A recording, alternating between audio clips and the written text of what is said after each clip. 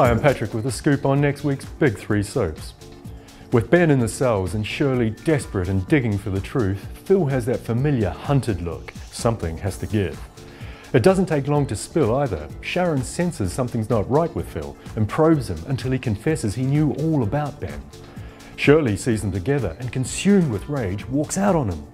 Meanwhile, Sharon decides to move out of the Beals so Ian can have some peace and turns down Jack's offer of a room, preferring the B&B. But later she hints to Phil she could move in with him after he offers her the manager's job at R&R.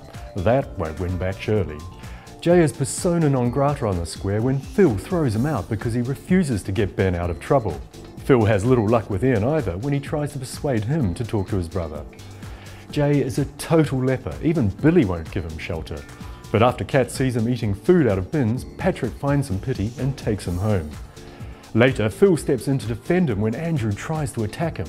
Is there a glimmer of possible redemption for him? Next, it's Corey. Unlike his dad Terry, Tommy's a decent guy and he thinks he's doing the right thing when he brings Kirsty back to the street.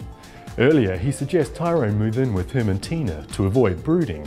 Then the police reveal they know her whereabouts but won't say where she is, although Marcus lets slip Kirsty has a maternity appointment.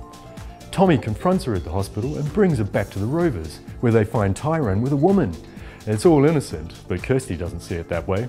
Tina is stunned that Tommy has brought her back and reveals the full story of the abuse. Katie warns Chairs not to make her choose between him and Izzy, and he agrees to the surrogacy, but he's not dancing in the street about it. And after they all have the first surrogacy interview, he's even less enthusiastic. After Carl's sacking, Rob has a nightcap with Stella. There's something in the air between them, but I'm not sure Eva will be thrilled about that. Well, she doesn't have to be, because he dumps her. Stella demands to know why. Well, he's not spending so much time in the pub because of the bitter. Finally, we're in Yorkshire.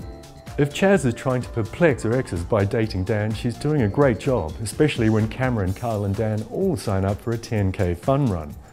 Hardly in the peak of health, Dan collapses, and Chaz kisses him in front of the others. He tells her he loves her, but then so does Cameron. She tells him to go back to Debbie, but when he mockingly tells her she can do better than Dan, she knees him where it hurts. Then, out of the blue, Chaz proposes to Dan. Amazingly, he turns her down when she can't say she loves him, then reveals he's leaving the village. Things aren't quite so rosy for Rachel and Jay, not when he stands her up to go out with Charity and Noah. His paranoia disgusts her and she tells him she doesn't want him to have anything to do with the baby. Ali gets it totally wrong and accuses a confused David of being the dad, but a horrified Rachel says he's not, then tells Jay she wants out of the village. Will she leave? Well, she's presented with the opportunity when Jay reveals the flat in Sheffield will be ready in a couple of weeks.